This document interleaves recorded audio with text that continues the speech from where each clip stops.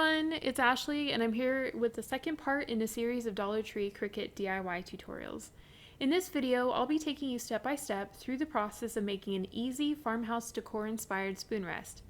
If you're enjoying these video tutorials, make sure to hit that notification bell to not miss the rest of the series. For this DIY, you will need a Dollar Tree spoon rest, blue vinyl, and transfer tape. I used removable vinyl, but you can use permanent vinyl as well. To start, click on the link to the project in the description box. I will also have a link on my Pinterest Cricut projects page. Make sure that you have Cricut Design Space already installed on your computer or tablet, and that your machine has about 12 inches in front and behind it for the mat to move freely. Once you click on the link, it will pop open the project information within Cricut's Design Space. This project has been specifically designed to fit Dollar Tree spoon rests. The dimensions are very small. The first step is to click the green box in the bottom right corner called Make It. Since I preset the sizes, we can jump right into cutting with our Cricut machines. On the left hand side of the screen, you will see one black mat with the word cut next to it, since we're going to cut instead of draw. Make sure that the mat size says 12 by 12. In the center of the screen is the word we're cutting out. On the bottom right hand side of the screen, click on the green button that says Continue. This will take us to the screen where we choose which material we are working with. You should see a list of materials commonly used with Cricut machines. You can click on Popular or Browse All Materials if you can't see them already displayed. We're going to set the material to vinyl.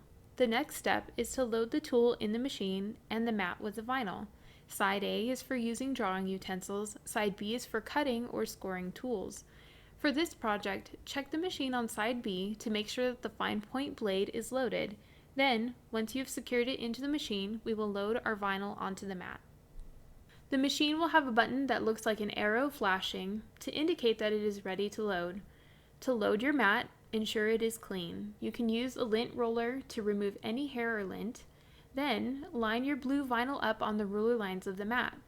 Keep the vinyl backing on the vinyl for now.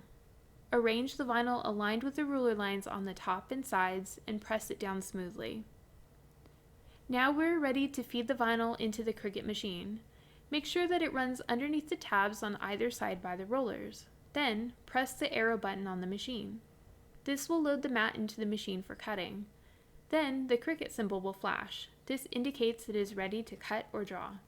Click on it to get started.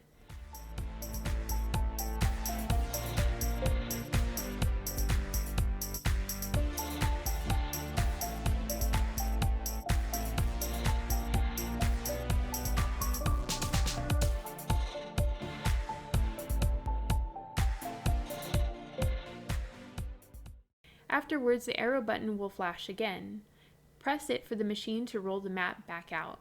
Take out the mat and roll the mat away from the project to remove it.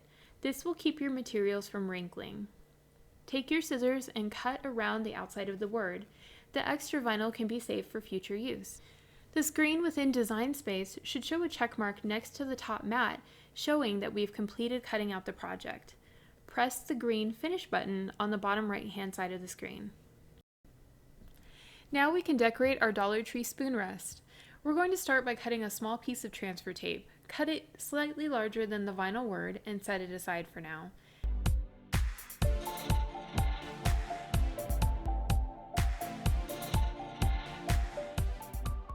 Next, we will be weeding the extra vinyl away from the word.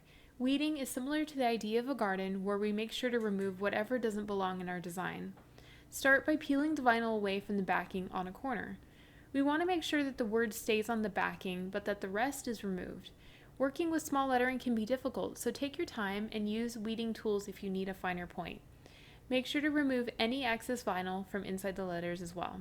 Remove the backing paper from the transfer paper. Lay the tape on top of the vinyl word, then use a scraper tool or your hands to apply firm pressure. This helps the transfer paper to adhere to the vinyl. Turn the vinyl sheet over and carefully peel the back off of the paper away from the vinyl itself.